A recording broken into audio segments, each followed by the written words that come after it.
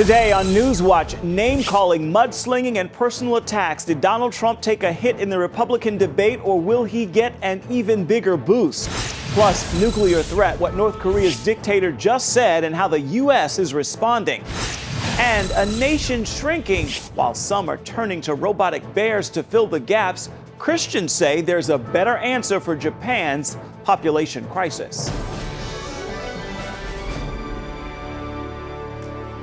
Thank you so much for joining us for CBN NewsWatch. I'm Ephraim Graham. The Republican presidential contest was already a heated affair, and Thursday night in Detroit, it soared to another level. It makes for good television, but will the circus-like atmosphere help voters make a decision? CBN's David Brody was there to sort it all out. This debate can be summed up in one word: ugly. Little Marco. Actually, make that two. Downright ugly. Breathe. Lion Ted. Breathe. The only person missing was Jerry Springer. Marco Rubio and Ted Cruz took turns laying into frontrunner Donald Trump. Of all the people on the stage, he performs the worst against Hillary Clinton. Wrong. I beat Hillary Clinton. I beat Hillary Clinton in many polls. I beat Hillary Clinton in many polls. If you're our nominee, excuse me, I think I'm talking. Hold on. Well, excuse me. I beat Hillary Clinton in many polls. Hold on. John Kasich had enough. I have never tried to go and get into these kind of scrums that we're seeing here on the stage, and people say everywhere I go, you seem to be the adult on the stage. But the mudslinging continued, this time with a tussle over Trump University, in which some students are suing for fraud. This is a case I could have settled very easily, but I don't settle cases very easily when I'm right. He's trying to con people into giving them their vote, just like he conned these people into giving them their money. The real con artist is Senator Marco Rubio. Now, the people of Florida can't stand him. He couldn't get elected dog catcher. We're going to spend the spring, the fall, and the summer with the Republican nominee facing a fraud trial. Oh, stop with it. Hillary It's Clinton a minor saying, case. It's a minor civil case. Donald, learn not to interrupt. There are many, it's not many civil complicated. cases. Count to 10, Donald. Count to 10. No topic was off limits. Rubio went after Trump on making his clothing line overseas. He can start tonight by announcing that all the Donald J. Trump clothing will no longer be made in China and in Mexico, but will be made here in the United States. This little guy has lied so much about my record. Here we go. You asked him about the economy, and the first thing he does is launch an attack about some little guy thing, because he doesn't have answers. And he's asking us to make him the president of the United States of America. I know. This is not a game. I know what's happening with the economy. You don't know it. Well, then answer the economy You haven't question. employed in your life one person. Don't worry about it, little Marco. And then came discussion about an off-the-record conversation that Trump had with the New York Times. There's an audio recording apparently suggesting that Trump isn't as hard-line on his immigration views as he leads on. How flexible are you on this issue? Not very flexible. But there's always give and take. There's always negotiation. Will you release the tapes? No, authorize I the never Times do to? that. I would not do that. But if, in fact, you went to Manhattan and said, I'm lying to the American people, then the voters have a right to know. No, you're the because liar. we've been You're the lied lying to guy up too here. many times. You're the Why don't you one. release the You're the tapes one. then? Release the You're tapes. the one. Now, let me just tell you. What Let are me you just hiding say, in the excuse tapes? me. I've given my answer, Lion Ted. Even the Fox News moderators got into the act by playing a video showing what they say are Trump's inconsistent views on issues like the Iraq War, Syrian refugees as well. You have to show a degree of flexibility. If you're going to be one way and you think it's wrong, does that mean the rest of your life you have to go in the wrong direction because you don't want to change? Trump's flexibility comments led to this testy exchange over Supreme Court nominees. Trump says Cruz supported John Roberts, who ended up siding with the Obama administration on Obamacare. I wrote one op-ed supporting President Bush's nomination after he made it. I would not have made that nomination. But let me point out, Not what you Donald say in the actually op-ed. cared That is about, not what you said in the op-ed. Donald, please, I know it's hard Yeah, not I know to it is, interrupt, but it's not what you said in the op-ed. Breathe. Lion breathe, Ted. Breathe. You can do it. You can breathe. I know it's hard. I know it's hard, but just... When they're done with the yoga, can I answer a question? You cannot. I really hope that we don't see yoga on this stage. Well, he's very flexible, so you never know. Despite the fighting, each candidate answered the question about supporting the eventual Republican nominee, even if it was Trump. Yes or no? I'll support Donald if he's the Republican nominee. Yes, because I gave my word that I would. Can you definitively say tonight that you will definitely support the Republican nominee for president even if it's not you. But the answer is yes, I will. The Republican candidates will be back on the debate stage next week down in Florida. That is Marco Rubio's home state. The debate is March 15th. It's a winner-take-all primary. And if Donald Trump can win there, then it will be the clearest indication yet that he will be the Republican nominee for president. David Brody, CBN News in Detroit, Michigan. Donald Trump has been accused of burning down the House, and now he might be blamed if the Republicans lose the Senate. Political analyst Larry Sabato at the UVA Center for Politics did the math. As it stands right now, the GOP holds the majority in the Senate by a 54-45 margin. One member is an independent who sides with the Democrats. A third of the Senate seats are up for grabs in November. The GOP will be defending 24 of them, many of them in deep blue states like Wisconsin and Illinois. So what would it look like if Trump was the GOP nominee? Sabato says that would be a Trump mayor for Republicans if GOP voters stay home in protest and Democrats are galvanized to the polls to vote against the billionaire. You could see toss-up races move into the Democrats' column. Safe GOP races turn into toss-ups. Suddenly, Ohio, Pennsylvania, New Hampshire, and Florida are all in play. All told, control of the Senate could flip, with Democrats safely holding 51 seats. Sabato doesn't fully blame the Senate switch on Donald Trump. He also points to GOP plans to block President Obama's Supreme Court nominee. The Department of Justice has granted immunity from prosecution to the staffer who set up Hillary Clinton's email server. The Washington Post reports the FBI is ready to wrap up its investigation of the mishandling of classified and top-secret emails. The Post reports former Clinton 2008 campaign worker Brian Pagliano is cooperating with officials. The Phoenix City Council voted to restore spoken prayers before meetings. The decision comes after 2 residents submitted petitions asking the council to bring it back. Last month, the council ended the practice after a Satanist group was scheduled to offer prayer. And the Arizona House has also made clear its guidelines for prayer after an atheist member offered up a prayer before a meeting. House Majority Leader Steve Montenegro ruled the decision to not pray to God did not meet House rules. A Baptist minister was invited to pray and give thanks to God shortly after the atheist statement. The Florida Senate passed a bill yesterday that protects churches from being forced to marry same-sex couples. The bill will take effect July 1st if Governor Rick Scott signs it into law. Senate Democrats who opposed the bill argued churches are already protected by the Constitution. But Republican State Senator Aaron Bean said the bill would protect churches after the Supreme Court decided last year that same-sex marriage is legal. North Korea has ordered its military on standby for nuclear strikes at any time. The country also confirming the test fire of new multiple launch rocket systems. That comes after the UN adopted harsh new sanctions over the regime's recent nuclear test and long-range rocket launch. Here's Charlene Aaron. These photos show North Korean leader Kim Jong-un observing the test firing of 6 projectiles off the east coast of the Korean peninsula Thursday. North Korean state media reports that Un wants the country's nuclear weapons to be ready for use at any time, and that the country will ready its military so it is prepared to carry out preemptive attacks. The test firings come in the face of what North Korea sees as an effort by its enemies, South Korea and the U.S., to overthrow its leaders. It follows harsh UN sanctions over the North's recent nuclear test and long-range rocket launch. It also comes ahead of joint U.S.-South Korean war games this month that the North claims are invasion preparations. The UN sanctions include mandatory inspections of cargo leaving and entering North Korea by land, sea, or air, and a ban on all sales or transfers of small arms and light weapons. The Pentagon is urging North Korea to refrain from provocative actions that aggravate tensions.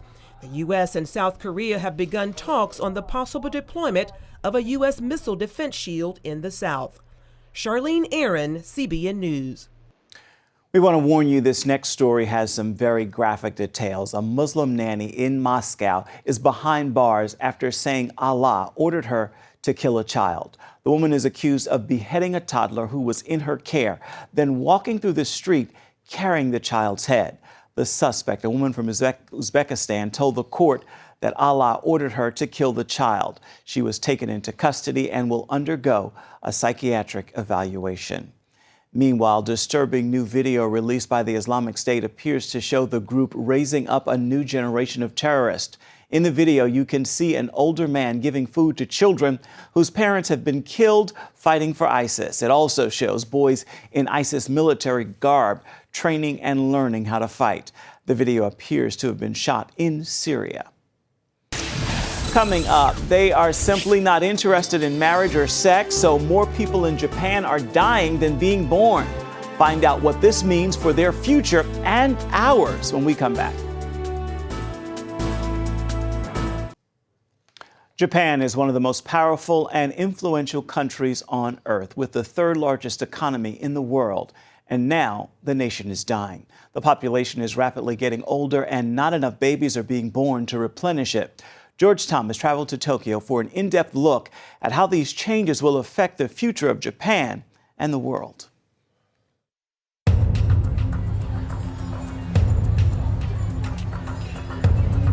Japan is shrinking, literally. Inside the Pacific Island nation, more people are dying than being born. I'm scared for the future of my children and my country. A demographic time bomb has already exploded, threatening to cripple the world's third largest economy. The problem is that young women are not having enough children to keep our country going. Japan's population has shrunk by a record 1 million since 2008. At the same time, the Japanese are living longer. Japan is home to the fastest aging society in the entire world. There are approximately 33 million people over the age of 65. That's roughly 25% of the country. And experts warn that number could reach as high as 40%. We're dealing with an unprecedented situation. No other country in the world is facing such a crisis. Ruichi Kaneko is head statistician at Japan's National Institute of Population. This is the Yamanote Line train bound for East. He says if the situation doesn't change, and change dramatically, Japan's population will drop from 127 million today to 107 million in 2040, 87 million by 2060, and a mere 46 million by 2100. And the rate of aging in Japan will only climb. We're projecting that by 2060, 40% of the population will be 65 years or older. The government is in a panic. 10 years ago, it created an agency to encourage couples to have more children. Having a family is a beautiful thing. I'm trying to encourage others to see it as a blessing and not a curse. But a study this year shows that Japanese just aren't interested in sex or marriage. A record 50% of married couples said they've stopped having sex. Among the main reasons, 21% of men said they were too tired after work. 23% of women said sex was bothersome. This is why Japan is known in the world as the country with very few children. Kaneko also discovered that millions of Japanese aren't even dating. A survey he did in 2011 found 61% of unmarried men and 49% of women in their 20s and 30s were not in any kind of romantic relationship. And if they are in a relationship, they're postponing marriage to much later in life or simply choosing to remain unmarried. A sentiment shared with CBN News by several young folks on the streets of Tokyo. There are more women working today than ever before, and that's good, since it will help with Japan's shrinking labor force.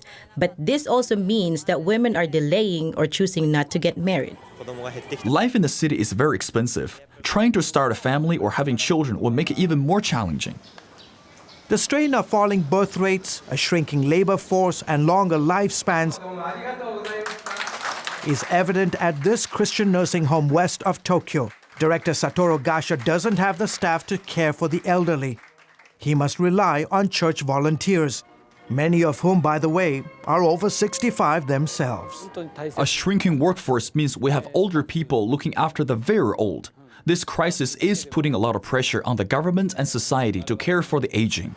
In the next 25 years, experts say half of Japan's towns and small cities could lose many of their young people, especially women in their 20s and 30s, as they flee to big cities, leaving retirees behind.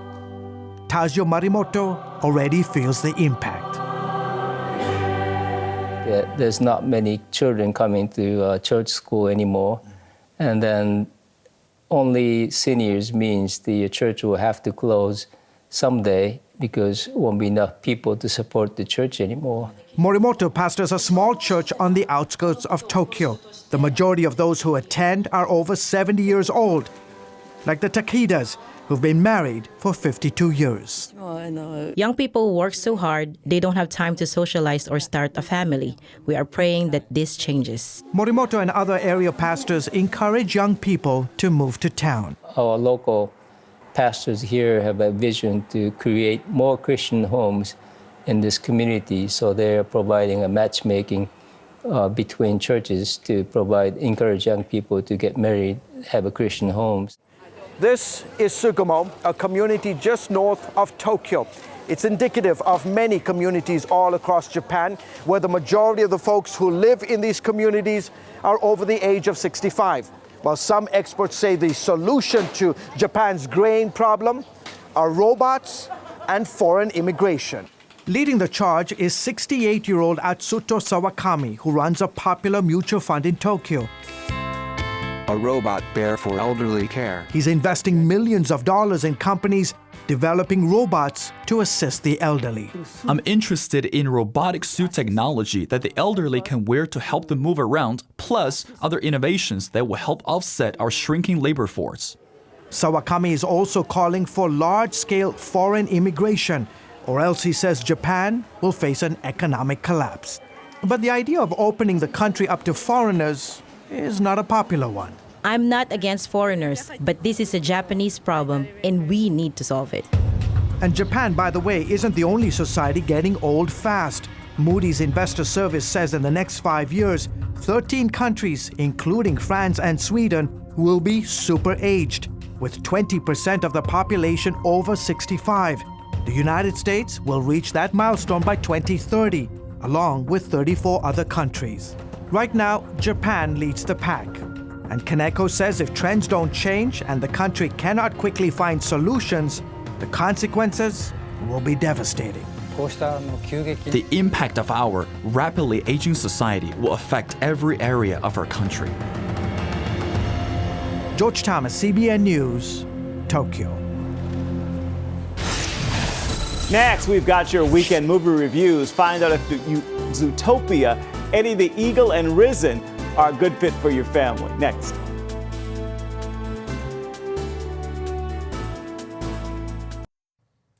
The weekend is here, and that means it is time for our family-friendly movie reviews. For that, we turn to Bob Waliszewski with Focus on the Families plugged in online. So, Bob, let's start with the new PG-rated animation called Zootopia. What'd you think?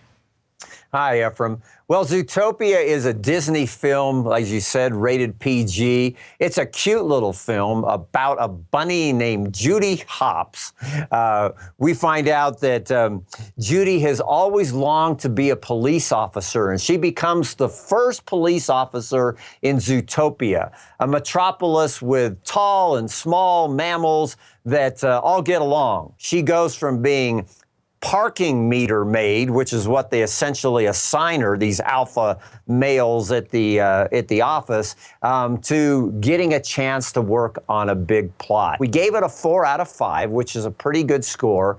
But in that point knockoff, I need to point out that they do visit a nudist colony. With the animals, there's absolutely nothing to see or expose. But it's still, some parents will go, do I really even want my kids having to joke about that? And some will go, oh, I think we can work through that. I do want to say that the funniest scene in the whole movie you can get for free on YouTube. They show up at the DMV, and all the people at DMV are sloths, and they work ever so slowly. Well, you know, Eddie the Eagle landed in theaters last weekend, and it seems like an inspirational one. I've heard some good things about it. How does it rank for families? Boy, it is inspirational. I mean, most of us can remember the 1988 Calgary Olympics when Eddie the Eagle Edwards, actually made Britain's ski jumping team. Well, how did he do that? Because Britain didn't have a ski jumping team. It was about a guy who wanted to be an Olympian, and he became an Olympian. And that is encouraging and inspiring. I will say that Hugh Jackman's character in this movie has one scene, a disappointing innuendo scene. We knocked it down 2 points. We went from a 5 that could have been a 4 or 4.5 to a 3 with that innuendo, which was disappointing. So it's on the bubble. But I will say there is some disappointing, that disappointing scene there. Well, finally, Risen is in theaters throughout this Easter season. Bob, how has it been doing at the box office so far? Well, opening weekend, it made nearly $12 million. Of course, folks at Affirm would have loved to have made $50 million. Who wouldn't? They made another $7 million over the weekend last weekend. With Easter season still coming, with the film getting a lot of good word-of-mouth buzz, I think the film's going to have some legs, at least for a couple more weeks. And I think for the folks at Affirm, they're going to be happy. And for those that are listening, if they haven't seen it, this is a film to consider going to see because from a skeptic's point of view, a Roman tribune who doesn't believe that the Jesus that he saw die on the cross could possibly be alive, even though he's heard the rumor, as he checks it out CSI style, he goes from skeptic to believer. It's a pretty encouraging film. Indeed it is, Bob. Thank you so much. You betcha, Ephraim. It is time now for your Friday Faithful, and I want to remind you of just that. God is always faithful, even when we aren't faithful. He is tugging at our hearts and calling on us to get back in line. It is a simple message, but the truth in it is priceless. With that word, make this a fabulous Friday. That is going to do it for this edition of CBN NewsWatch. Remember, you can find more of our exclusive coverage of the issues you care most about at cbnnews.com. We'd love to hear what you think about the stories you've seen here today. You can do it on Facebook or at CBN News on Twitter. Hope you join us again right here next time. Have a wonderful weekend. We'll see you back here on Monday.